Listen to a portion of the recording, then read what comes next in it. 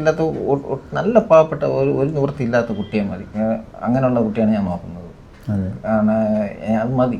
കാരണം എനിക്ക് ഒരുപാട് അങ്ങനെയുള്ള ഒരു സാമ്പത്തികമുള്ള അങ്ങനെയൊന്നും വേണ്ട. പാവപ്പെട്ട കുട്ടിയാണ് ഞാൻ ആഗ്രഹിക്കുന്നത്. ഒന്നും വേണ്ട, ഒന്നുമില്ല, അങ്ങനെയുള്ള കുട്ടി മതി.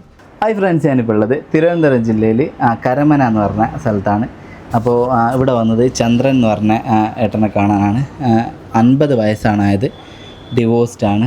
അപ്പോൾ നമുക്ക് ആളെ പരിചയപ്പെടാം, നല്ലൊരു വധുവിനെ കണ്ടെത്താൻ നിങ്ങളെല്ലാവരും കൂടെ നിൽക്കണം കേട്ടോ. ഓക്കെ, അപ്പോൾ ഇതാണ് ചന്ദ്രേട്ടൻ. എന്തൊക്കെയാണ് വിശേഷം?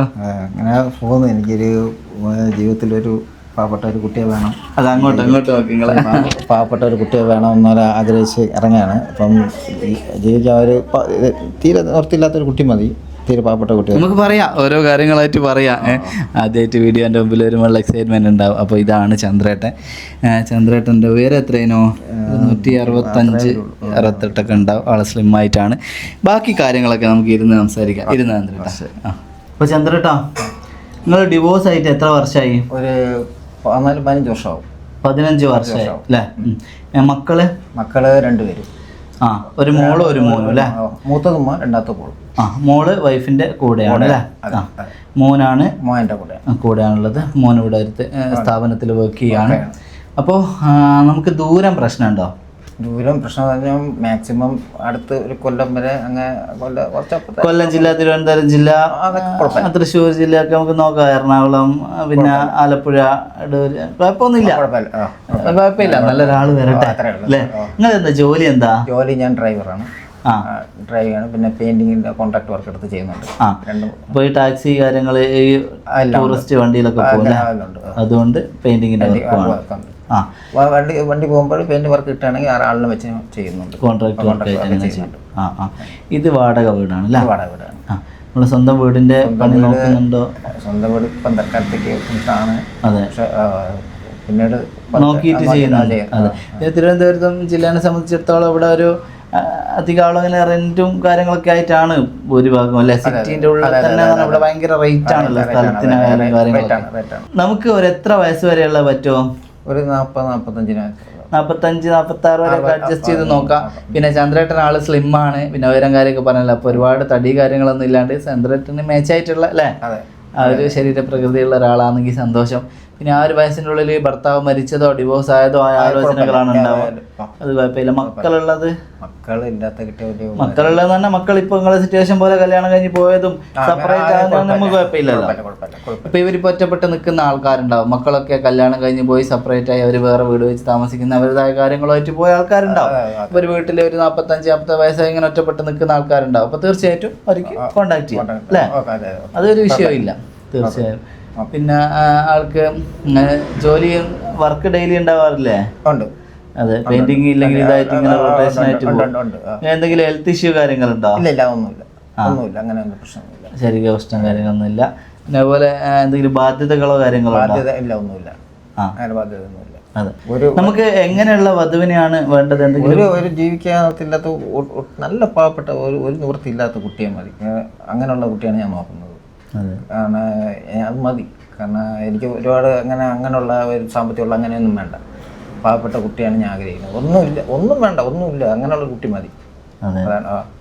ഉണ്ടെങ്കിൽ പോലും എനിക്ക് വേണ്ട. അത് എനിക്ക് താല്പര്യമില്ല.